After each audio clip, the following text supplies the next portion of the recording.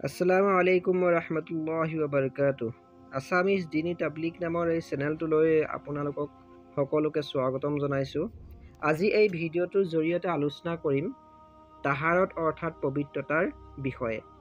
সেয়েহে ভিডিঅ'টো শেষলৈকে চাব আৰু যদি ভিডিঅ'টো ভাল লাগে লাইক কৰিব, লগতে আপোনালোকৰ বন্ধু বান্ধৱীসকললৈ শ্বেয়াৰ কৰি দিব আৰু এনেধৰণৰ ভিডিঅ'সমূহ নিয়মীয়াকৈ পাই থাকিবলৈ মোৰ এই চেনেলটোক ছাবস্ক্ৰাইব কৰি লৈ কাষতে থকা বেল আইকনটো টিপি ল'ব। ইছলামত তাহাৰত অৰ্থাৎ পবিত্ৰতা যে পাক নাপাক সম্পৰ্কীয় মাসালা। আল্লাহৰ ৰচুল হজৰত মুহাম্মদ সাল্লাল্লাহু আলাইহি ৱাসাল্লামে আল্লাহৰ তৰফৰ পৰা নবুৱতৰ দায়িত্ব পোৱাৰ পিছত সৰ্বপ্ৰথম তেওঁৰ প্ৰতি যি অহি বা প্ৰত্যাদেশ নাজিল হয় সেয়া আছিল তৌহিদৰ শিক্ষামূলক অহি। তৌহিদ মানে আল্লাহৰ একত্ব। এই তৌহিদক কেন্দ্ৰ কৰিয়েই ইছলামী ইমাম আকাইদ গঢ়ি উঠিছে। ইয়াৰ পিছত যি অহি নাজিল হয় যে সেয়া আছিল তাহাৰত বা পবিত্ৰতাক সম্পৰ্কীয় অহি। পবিত্ৰতাৰ এই গুৰুত্বক সন্মুখত ৰাখি যে কুৰআনৰ ঠাই বিশেষে ইয়াৰ বাবে মানুহক উদ্ধৃত কৰা হৈছে।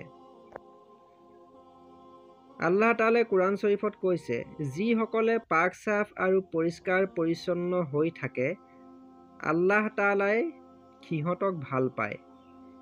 সূৰা তৌবাহ 108 নং আয়াত।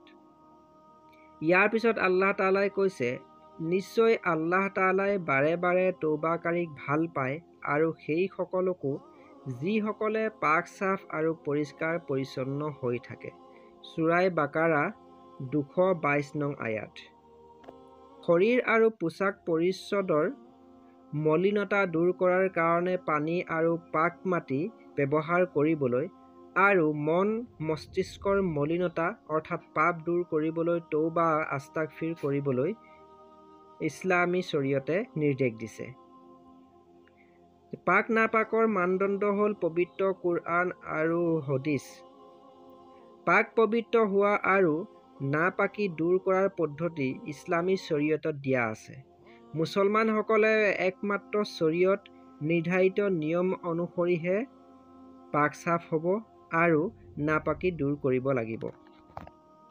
আমি ইয়াৰ পিছৰ ভিডিঅ'টোত আলোচনা কৰিম নাজাছত অৰ্থাৎ অপবিত্ৰতাৰ বিষয়ে।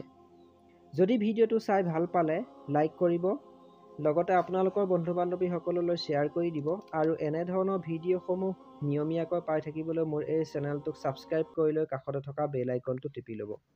ভিডিঅ'টোক সম্পূৰ্ণকৈ চোৱাৰ বাবে ধন্যবাদ।